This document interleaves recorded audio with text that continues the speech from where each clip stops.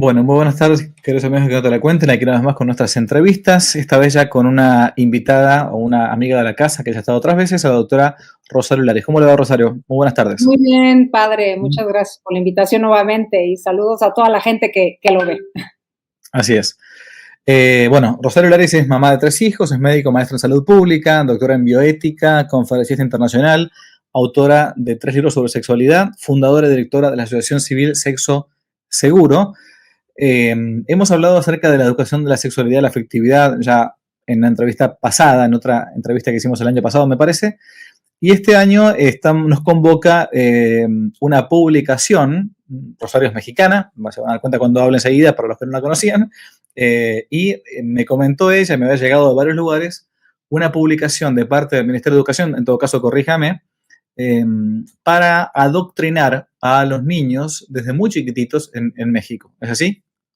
Así es, son los libros gratuitos de la Secretaría de Educación Pública. Bueno, siempre digo gratuitos, al final se pagan con los impuestos, pero así es como se ven. Es decir, los libros que reparte la Secretaría de Educación Pública, que ellos mismos elaboran los contenidos, que los contenidos, según la ley, deben de ser de la mano de los padres de familia, es decir, elaborarse conjunto a los padres de familia. En este caso se dejaron completamente fuera y se generaron estos nuevos libros desde primero de primaria, primero básico para países, ¿no?, de habla hispana que no usan el tema primaria, bueno, primer grado, primero básico, primero de primaria, hasta tercero de secundaria, es decir, casi como el primer año del high school o sería el, no sé. Entre los 6 años de edad a 16 más o menos. Más o menos, sí, a 15, 16. ¿Sabes que en los nuevos libros de texto hay una puerta abierta al abuso sexual infantil? Te explico. En el libro de segundo año, Nuestros Saberes, para niños y niñas de entre 7 y 8 años, dice lo siguiente. Es indispensable hacer del conocimiento de las niñas y los niños que las partes privadas de su cuerpo no deben ser tocadas sin su consentimiento. O sea, con su consentimiento sí los pueden tocar. El abuso sexual infantil se define como cualquier conducta de tipo sexual que se realice con un niño o una niña, sea de manera forzada o no forzada. Debido a que se requiere mayoría de edad legal para el consentimiento, todos los actos sexuales entre un adulto y un niño o un menor de edad, incluso con el supuesto consentimiento del menor, son abuso sexual infantil. Los niños no tienen capacidad para consentir ningún tipo de tocamiento en los genitales o de tipo sexual, y mucho menos para tener relaciones sexuales. Esta falta de precisión en los libros de texto solo confunden y promueven el abuso. Los niños no son un botín político o ideológico. Es inaceptable y perverso que los contenidos vertidos en estos textos confundan, hipersexualicen y afecten su integridad. Pedimos a las autoridades correspondientes retirar los libros y subsanar esta gravísima falta. Los padres de familia no permitiremos que afecten la integridad de nuestros hijos. Con los niños, no.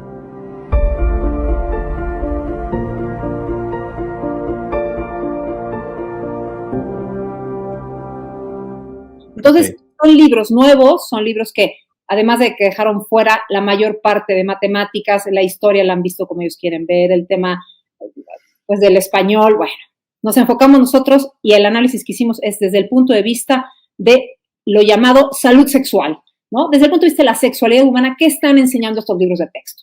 Y es ahí donde detectamos una ideología clarísima, ¿no? El tema de hipersexualización con los contenidos, es decir, el tipo de dinámicas que utilizan de fotografías, hipersexualizan a los niños, ahorita lo vamos a ir hablando puntualmente, y claramente abre una puerta al abuso sexual infantil. ¿Por qué razón? Porque no son claros al hablar que a un niño, a un menor de edad, nunca se le pueden tocar los genitales. Esto de con su consentimiento, no se puede sin su consentimiento, no, un menor de edad no tiene capacidad de dar consentimiento para esto. Entonces es muy importante dejarlo claro, alertar a los padres de familia para que sepan lo que hay en estos libros de texto y para que en aquellos estados donde no los retiraron, pues los papás estén alerta de lo que están estudiando sus hijos. Por las dudas acá yo preparé un PowerPoint para ser un poco más didáctico, para que vean, como decía recién ella, no solamente que es el tema sexual, sino que incluso la decadencia de nuestros países latinoamericanos, hispanoamericanos, es tan grande que hasta, acá pongo una diapositiva, hasta el libro La Izquierda Diario, ¿no? se quejó incluso de este libro de texto gratuitos de primaria con recorte de contenidos y sin material mínimo pedagógico. O sea, no solamente somos nosotros, los católicos, o gente que aunque ni siquiera sea católica, sino gente bien pensante que nos estamos casi, no digo escandalizando porque no me incitan a un pecado, pero sí al menos están iniciando a los niños a la ESI, en realidad es igual a pedofilia, esto es así. Pero también es patético incluso desde el punto de vista de los contenidos. Bueno, vamos a ver, acá tenemos entonces en pantalla, armamos esto. ESI es igual en realidad en la práctica a iniciación sexual, para decirlo de modo suave. Esta es la página oficial, yo lo saqué del Ministerio de Educación de México, Secretaría de Educación Pública. Son nuevos libros de texto año 2023, estamos en agosto, septiembre del 2023, lanzados por el gobierno, criticados hasta por un sector de la izquierda. Estos libros se llaman ¿cómo, Rosario? Son los nuevos libros de texto, así se llaman, ¿no? Los nuevos libros de texto de la nueva escuela mexicana, y de ahí es donde surgen estos libros. En general son 5 o 6 libros por grados, todos son nuevos, y, como lo digo, con varias dinámicas, fotografías, definiciones, que lo que buscan es hipersexualizar a los niños, ir poco a poco quitando la fuerza al tema de abuso sexual infantil, que me parece gravísimo. Yo creo que este es el punto más grave que tienen los libros de texto, ¿no? El tema de promoción de todo el tipo, por supuesto, de familias, el ni siquiera poder mencionar desde el punto de vista biológico el inicio de la fecundación, como el embarazo, el no hablar de persona. En el caso de embarazo hablan de que el parto es el término del embarazo que permite la llegada de un individuo, no le llaman persona, ¿no? Entonces, bueno, claramente trae una ideología de despersonalizar a la persona, de hipersexualizar, ¿no? Y de ver la sexualidad únicamente como un objeto de placer y nada más. Vamos a ver algunos en base a edades, o sea, a la franja etaria, ¿no? Sí. A ver, vamos a empezar acá con el primero, segundo año de primaria, libro Nuestros Saberes, página 172. Hemos puesto acá la página, el escaneo de la página. Yo me he tomado el trabajo con la ayuda de Rosario, ¿no? De subrayar las partes para que uno, este cura me está exagerando. Bueno, acá tienen el texto, ¿no? Leemos, es indispensable hacer niño de 6 años, es indispensable hacer del conocimiento de las niñas y los niños que las partes privadas no pueden ser tocadas sin su consentimiento. La pregunta es retórica, pero con su consentimiento, entonces se los puede tocar. Yo creo que como lo digo, padre, es el punto más grave que tienen los libros de texto, que no deja claro que a un niño no se le puede tocar. El abuso sexual infantil está definido como cualquier conducta de tipo sexual que se realice con un niño o una niña, sea de manera forzada o no forzada. Por dejarlo claro, el 84% de los abusos sexuales infantiles son no forzados. Es decir, ¿por qué? Porque la persona que va a agredir o el agresor busca generar primero un vínculo de confianza con el niño. Es decir, no es una persona externa a su vida que no conoce, que nunca ha visto. En la mayoría de los casos no es así. En la mayoría de los casos es una persona relativamente cercana, ¿no? Puede ser un familiar, puede ser un amigo de la familia, puede ser un profesor, alguien cercano al niño que ante una necesidad afectiva de ese niño, el abusador lo detecta de manera mucho más fácil y puede así generar este vínculo, al principio poniéndole atención al niño, llevándole algún regalo, jugando con él, y ya que se genera el vínculo de confianza, que el niño considera que el abusador es su amigo o es su cercano, le tiene cariño, es mucho más fácil abusar. Por eso en la mayoría de los casos es no forzado, porque el niño no entiende cómo esta persona que juega con él o que le pone atención ahora empieza a tocar los genitales o ahora empieza a enseñarle sus genitales o bueno, abuso sexual infantil se puede definir desde muchísimos ángulos. Pero entonces al final es no forzado. El 84% de los casos es no forzado. Por lo tanto, poner una definición donde indique que al niño no se le puede tocar sin su consentimiento, nos está abriendo la puerta. Como lo digo, los niños no tienen capacidad de consentir o no ningún tipo de tocamiento en los genitales ni de tipo sexual, ni para tener, por supuesto, relaciones sexuales, ¿no? Por lo que la falta de precisión en los libros de texto sobre este tema sí confunden y promueven el abuso de manera clara. Y es importante que los papás lo sepan lo que está sucediendo en un aula donde se le va a tocar este tema al niño, donde el niño de segundo de primaria, sexto año, ni siquiera entiende lo que le están diciendo, ¿no? Que si es forzado o no forzado. Al niño se debería enseñar de nadie toca tus genitales, nadie puede tocar tus partes privadas, nadie. Entonces... Estoy terminando de leer un libro en los tiempos libres, cuando puedo, de Tomás Pujadas sobre la vida de Santa María Goretti, ¿no? Santa María Goretti, la famosa santa de la pureza, mártir de la pureza, ¿no?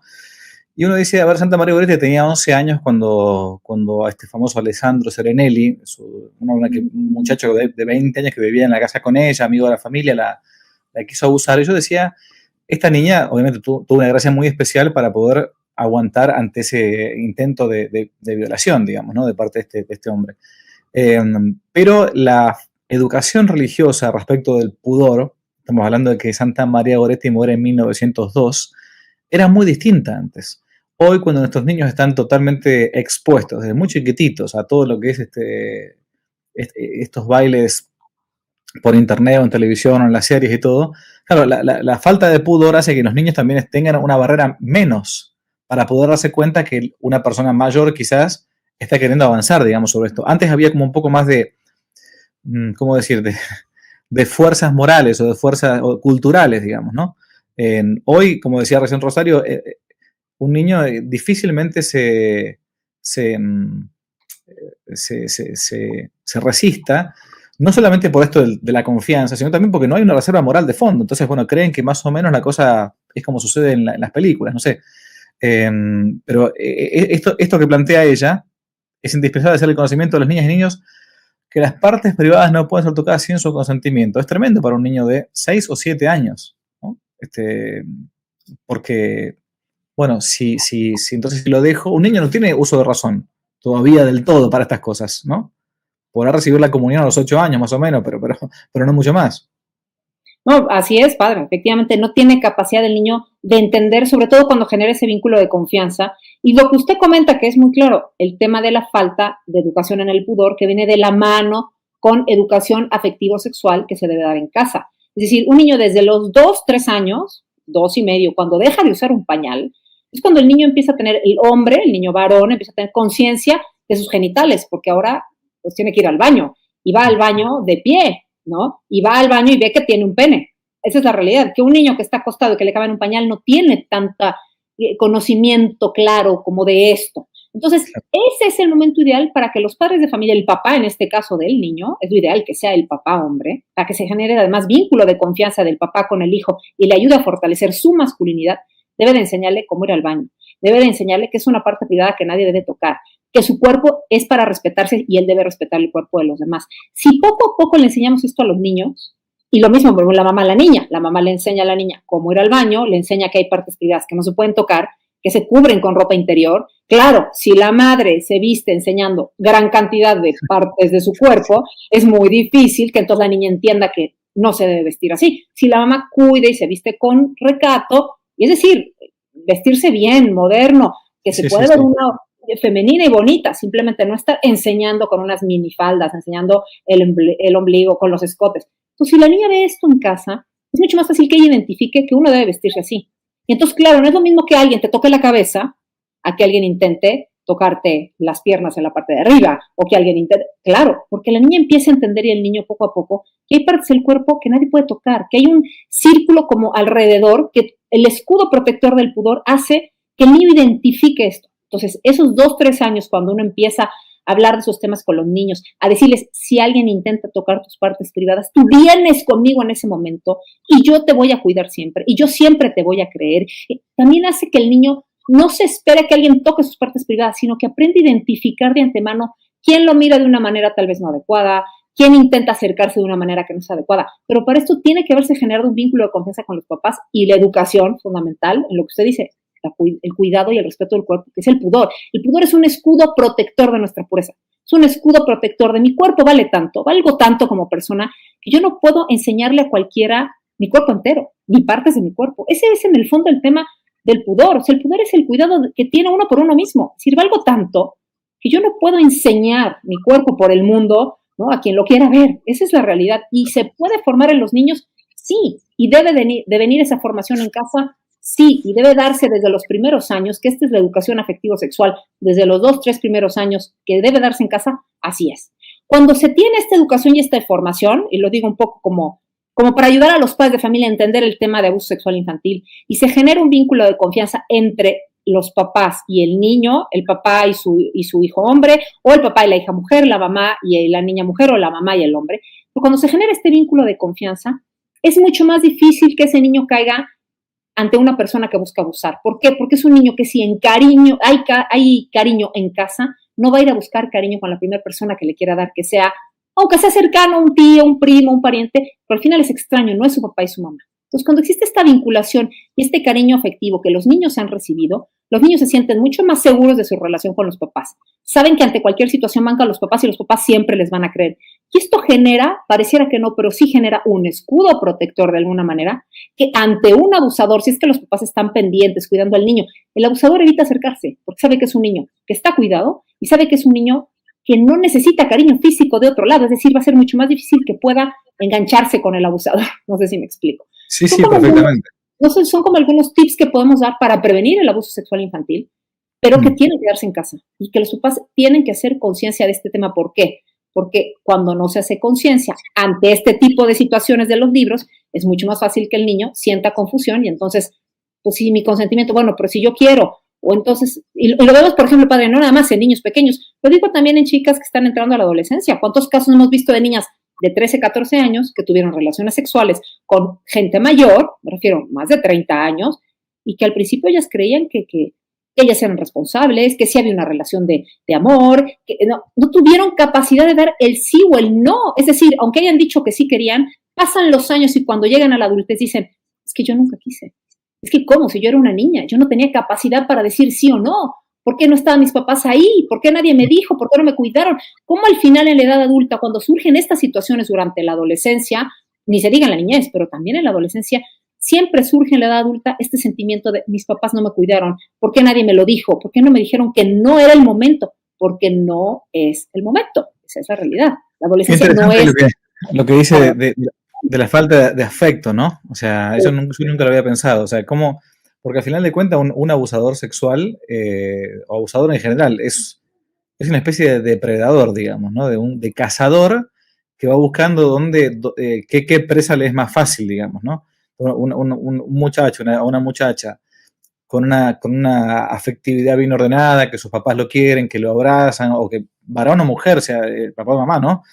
Claro, es lo que usted dice, que no va a estar buscando afecto afuera, digamos, ¿no? Va a ser mucho más natural que lo encuentre ya rápidamente adentro, entonces va a ser menos vulnerable, digamos, ¿no? Y un abusador va a buscar una presa que sea fácilmente vulnerable.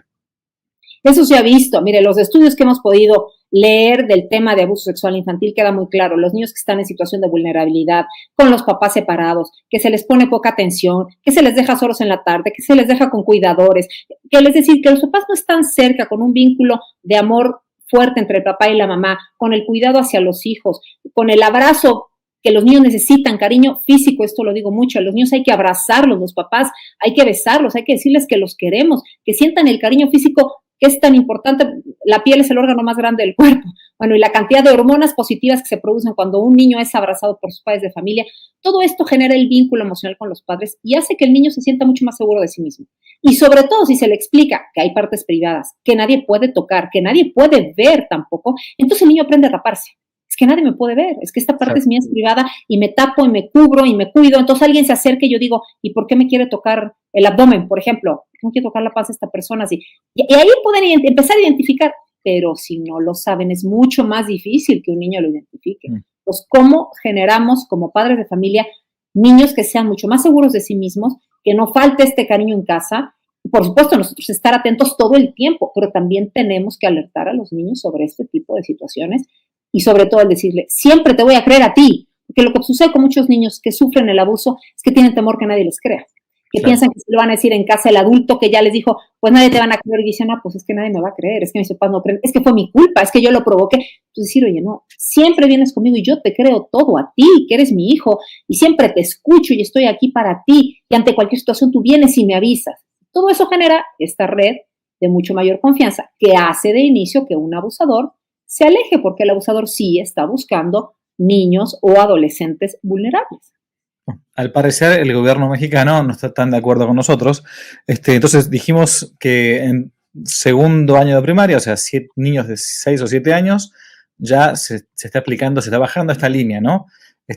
Bien, vamos a ver Otro, acá, segundo año de primaria, de vuelta, otro texto.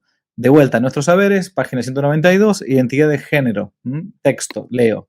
Es la percepción y experiencia individual del género con el cual uno se identifica. Puede coincidir o no con el género asignado al nacer y es independiente de la orientación sexual. Bien. Esto, fíjense lo que es la colonización ideológica, ¿no? Que están intentando plantear con estos temas. Porque en vez de plantear la biología natural, esto ya no hace falta ser católico para esto, o sea, es puramente de orden biológico, natural, se está intentando machacar desde pequeñitos este tema de la famosa identidad de género. Así es, padre. Llama mucho la atención que lo definan y además la pregunta es, de por sí, leerlo es complicadísimo. Percepción de la experiencia individual del género con la cual se identifica una persona puede coincidir o no con el género asignado a nacer y es independiente de la orientación sexual del sujeto. Yo termino esto y les pregunto, ¿entendieron algo? Yo no. ¿Alguien entendió algo? No. ¿Cómo el profesor le va a explicar esto a un salón de clases? ¿Y qué les va a decir? Oye, resulta que, pues el doctor dijo que tú naciste un niño, le vio el pene cuando naciste, el día del parto de tu mamá, y 7 años después le van a enseñar a tus hijos, yo le digo a los padres de familia, que ahora resulta que no es niño, que es niña. O sea, eso es lo que van a enseñar en un salón de clases, esa confusión. Papás, tenemos que estar alerta de esta situación. O sea, la biología determina si uno es hombre o es mujer. Es una determinación genética, porque en todos nuestros genes está la identificación de si somos hombres o mujeres. El hombre tiene cromosoma XY, la mujer tiene cromosoma XX en todas las células de su cuerpo. Es decir, desde el punto de vista genético, lo somos. Desde el punto de vista anatómico, lo somos. Tenemos cuerpo de hombre o de mujer. ¿Cómo lo podemos identificar? En la edad infantil, bueno, pues claramente por los genitales externos e internos del hombre y la mujer. Pero en la edad adulta, bueno, pues clarísimo la diferencia del cuerpo de un hombre y una mujer, que por medio de las hormonas, que es otra determinación fisiológica, es decir, pues la mujer produce cierto tipo de hormonas en mucho mayor cantidad y el hombre produce otro cierto tipo de hormonas, testosterona, ¿no? Entonces, el hecho de la producción de hormonas hace que el cuerpo de una mujer sea femenino y de mujer y que el cuerpo de un hombre sea masculino de hombre. Y no nada más es eso, no nada más eso, se sabe que desde el momento de la fecundación, toda la formación del embrión humano, es decir, toda la formación del embrión humano que luego es feto dentro del cuerpo de la madre, es distinto si es hombre o si es mujer. Ya se sabe que el cerebro de un niño es diferente al cerebro de una niña. Desde el momento que nacen, o sea, se sabe que en la función se va formando distinto el cuerpo de un niño y de una niña. Entonces, esto, ¿qué genera? Profunda confusión, ¿no? No porque existan ciertos casos de niños que están, ¿no?, en ciertas situaciones, implica que a todos los niños de segundo de primaria de este país se les va a explicar lo que es identidad de género. Ni siquiera los profesores entienden. O sea, ¿qué les van a explicar sobre este tema? Los padres de familia tenemos que estar alertas y atentos para ver lo que están enseñando. Lamentablemente muchos estados van a aplicar los libros de texto. No sé cómo van a hacer con este tipo de páginas, si las van a quitar o no, en qué colegios. Pero si los papás no estamos ahí para platicar con los niños, para darles el punto de vista, para bien explicarles este tema, es decir, oye, mijito, el que nace niño es niño, niña, niña. Y también para identificar en algunos casos donde exista cierto, ¿no?, cualquier tipo de situación o confusión sexual que alguien pueda tener, bueno, ¿cómo se le apoya? Ya. Pero estar promoviendo esto es claramente querer vender una ideología desde los primeros años de la infancia de todos los niños de este país. ¿Esta bajada de línea va a ser para los colegios públicos y privados o solamente para los colegios públicos? Bueno, este tipo de libros son, como lo digo, ¿no?, son los libros de texto de la Secretaría de Educación Pública. De inicio son los que se utilizan en las escuelas públicas, pero también hay escuelas privadas donde los libros se entregan y en muchos casos, pues los libros se utilizan en el salón de clases o no se utilizan completos o se les envían a los papás y que el que quiera rellene el libro o no, o se rellena algunas partes, y no depende de cada escuela. En las públicas son los libros que utilizan en las escuelas de educación pública, que son la mayoría de los colegios de este país. Acá tenemos otra, tercero de primaria, chicos de 7 a 8 años, ¿no? De vuelta. A ver, yo no soy un mojigato, por cierto, ¿no? Yo me eduqué entre varones, pero la verdad, o sea, yo no me imagino a mis 7, 8 años viendo esto, incluso en un curso con niñas. O sea, la verdad que para mí sería más bien una incitación a la iniciación sexual más que otra cosa. No. Pero bueno, no sé, capaz que yo me estoy volviendo más viejo y más más pudoroso, qué sé yo, pero honestamente si yo tuviera un hijo o una hija a quien le está mostrando esto a los 7 o 8 años, probablemente cometería un homicidio. Iría a la escuela y no trataría muy bien al profesor.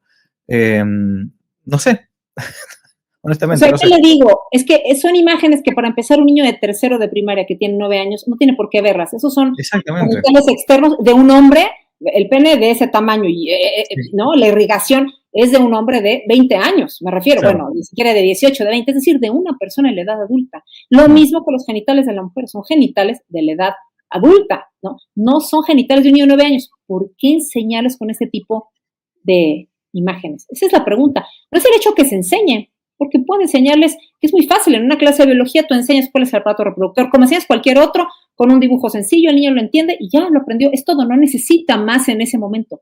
¿Por qué con este tipo de ilustraciones?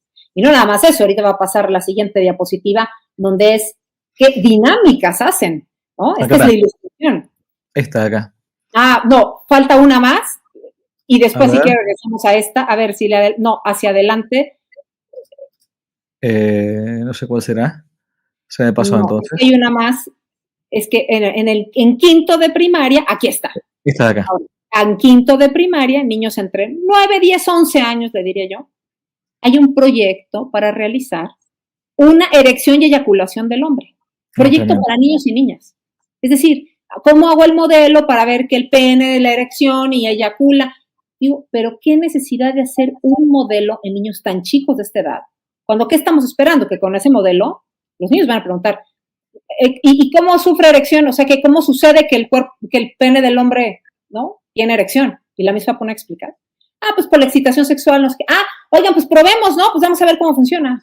O sea, por las dudas, si no llegan a leer, ¿no? Esto es un trabajo, perdón, si no llegan a leer la imagen, es un trabajo práctico, digamos, donde dice, entre los puntos, ¿no? Viendo el aparato reproductor masculino, dice, coloquen los nombres a las partes del aparato reproductor masculino. O sea, supongo yo, testículo, no sé, uretra, qué sé yo, no sé. 13. En el vaso de plástico mezclen agua con pintura blanca para representar el líquido seminal, el semen, y llenen con la mezcla la jeringa. Después, 14. Simulen el proceso de erección y eyaculación. Son niños de vuelta de 9 a 10 años, ¿no? Expongan el modelo que elaboran al resto de la comunidad escolar. Imagínense sus hijos mostrando, o su hija, ¿no?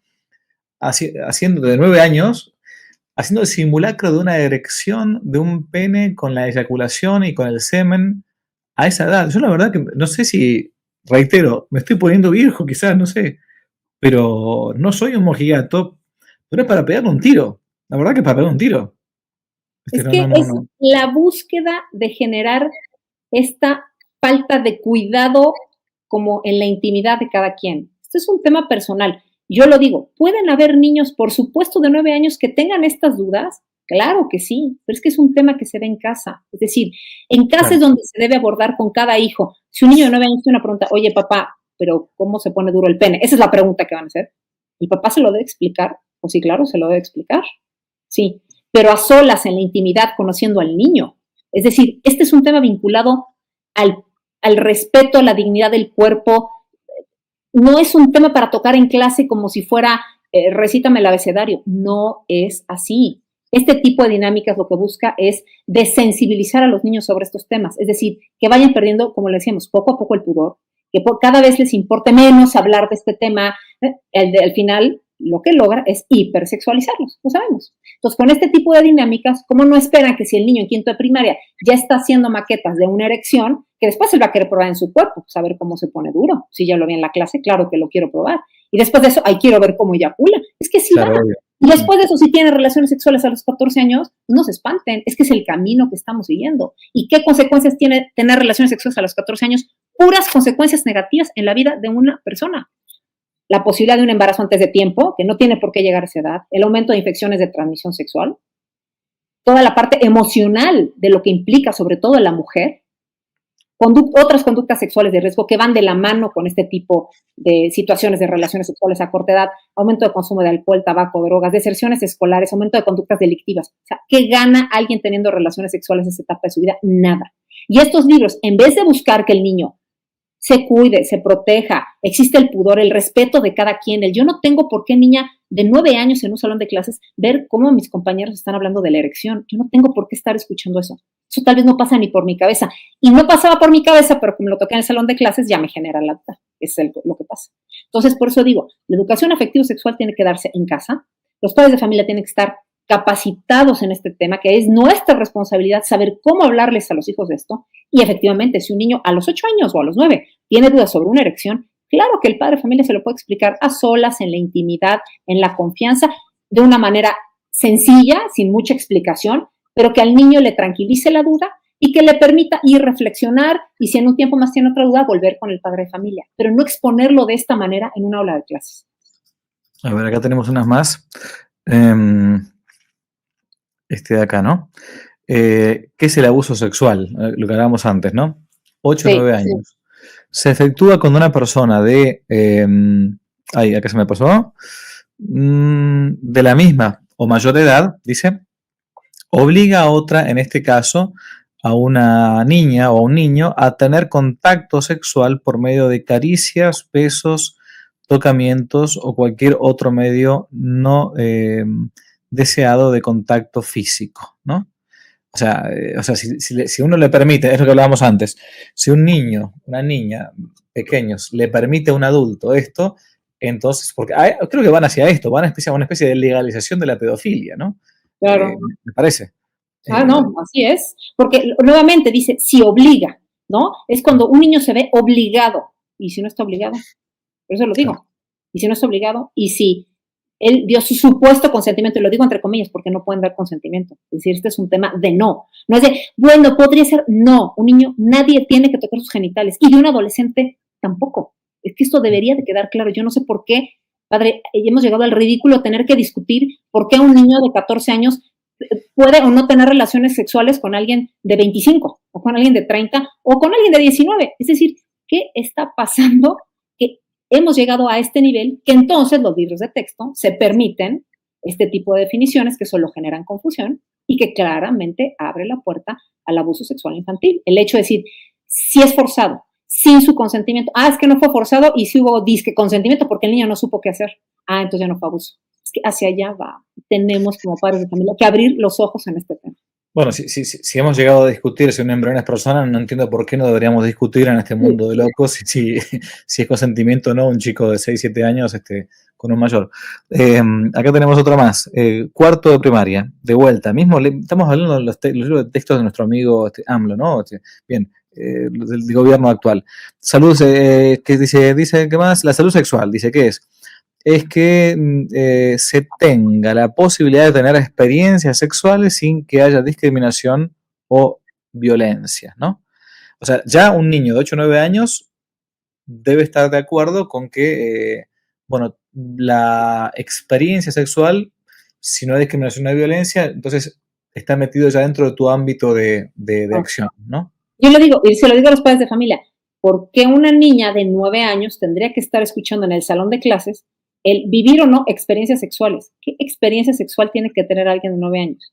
¿Por qué este tipo de definiciones en alguien de tercero o cuarto de primaria? Es que no tiene sentido más que la consideración de que estén buscando, por supuesto, poco a poco, abrir la puerta a la pedofilia y entonces que en unos años nos vengan a vender, que es como el típico derechos sexuales y reproductivos de los niños, ¿no? A eso vamos a llegar y entonces pues es su derecho porque él quiere y porque pues él no fue forzado y él dio su consentimiento. Es que hacia allá va.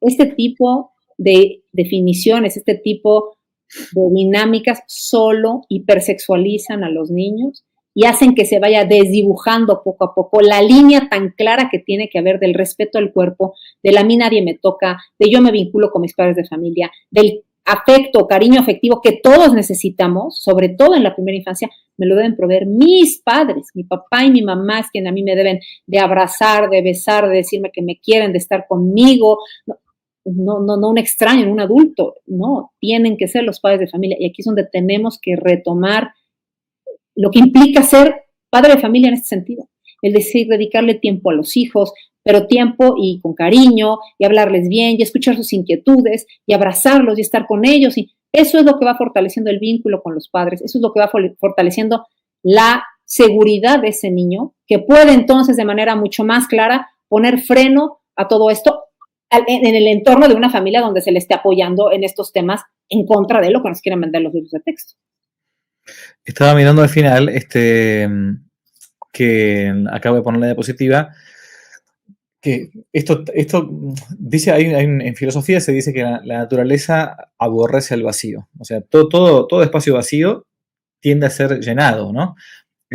Así como cuando uno hace un pozo en el medio del campo, bueno, con el pasto, las hormigas, los gusanos, lo que sea, van llenando algo análogo, sucede también en el ámbito del intelecto. Cuando uno cae del orden natural, cuando uno cae de Dios, diría San Agustín, caído de Dios, caído de ti mismo, termina todo esto en algo patético, como decía Chesterton. El hombre no cae del ámbito sobrenatural después de la venida de Cristo, el ámbito puramente pagano, natural, sino que se cae del ámbito sobrenatural a lo antinatural. Bueno, ¿cómo termina todo esto? Con esta diapositiva que les pasó acá, que me la mandó la doctora Rosario Lares, por cierto, no es que yo me haya puesto a leer los libros, que se termina con una especie de nueva religión, ¿no? ¿Qué nos comenta de esto? Bueno, me gustaría que pudiéramos leer, padre, lo que dice, no sé si se puede. A ver, si yo lo puedo leer acá, lo pongo más grande. grande. Es en un libro que podríamos identificar como un libro que tiene enseñanzas de español, es decir, vamos a leer diferentes poemas o, ¿no?, diferentes escritos de autores, y aquí nos venden este que se llama Bolas de Fuego, misión, actuar como asistentes personales del diablo, secuestrando almas para el infierno y engañando a los hombres. Tienen el poder de metamorfearse en aves, bolas de fuego y bellísima mujer, así como hacer maleficios y colarse por cualquier sitio como el humo. Esto es lo que le están enseñando a los niños. Tremendo. O sea, qué necedad de un poema o de una historia o de un cuento que tenga que hablar de actuar como asistentes personales del demonio. Es que a eso nos está llevando. Hacia allá nos está llevando este tipo de ideologías que no es únicamente hablar de, sí, derechos sexuales. No, es que estamos llegando a este tipo de... El de al lado dice antídoto, colocar en casa crucifijos, palanganas de agua, espejos y objetos al revés. Quemar las partes del cuerpo que se quitaron para transformárselas, para lanzarlas cuando son bolas de fuego, conjurarlas haciendo con palabras pronunciadas de atrás para adelante. Bueno, esto es un libro de texto del Ministerio o la Secretaría de Educación Pública de México. Así es. Por un lado, iniciación sexual igual pedofilia, termina en esto, o al menos en iniciación para la pedofilia o el abuso, y por otro lado termina una especie de nueva religión prácticamente satanista. No es que uno sea un conspiranoico, están poniendo los libros directamente, o sea, no hace falta ser demasiado perspicaz para darse cuenta. Así es, y mire, ya no lo mencionamos, pero en tercero de secundaria, otro de los libros también trae una especie de cómic sobre una historia de un niño que lo mismo, que realiza un hechizo y que con un cráneo de un animal se corta la mano, sangre humana, y de ahí genera un nuevo amigo, que es un gato, que va a estar acompañándolo siempre, y que ¿de qué estamos hablando?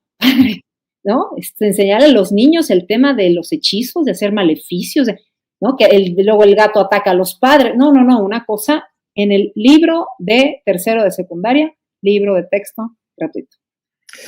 Última, Rosario, le hago una pregunta que muchas veces cuando hablo con una mamá que a su vez se dedica a estos temas, si nos puede hacer un pequeño tip muy cortito para un matrimonio joven que tiene niños o niñas, da lo mismo acá en este tema, y tienen que explicarle a los niños cuando comienza el despertar, digamos, la curiosidad de, bueno, cómo son los niños, las niñas, las partes del cuerpo y todo, cómo explicarle, y estoy hablando para un matrimonio joven, o sea, un matrimonio, pongámosle, no sé, tiene 25, 27, 30 años, que recién tiene su primer hijo, y la mamá le pregunta, mamá, o el hijo, ¿cómo vienen los niños al mundo? ¿Cómo se le explica a un niño eso?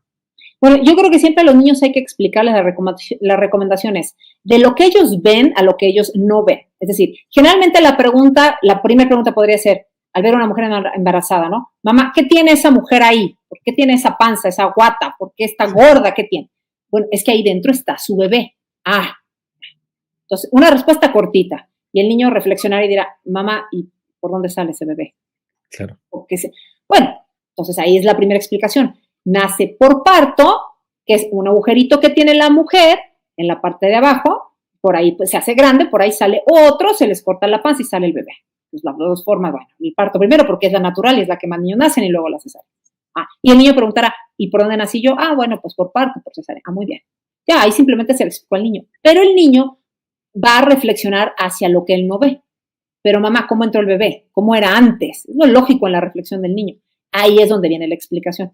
¿Cómo era antes? Pues es que era más chiquito. Fue tan chiquito como una semillita. Ya, entonces ya entiende el niño, fue chico. ¿Y cómo entró esa semilla? ¿De dónde viene esa semilla? Lo lógico, pregunta esa semilla.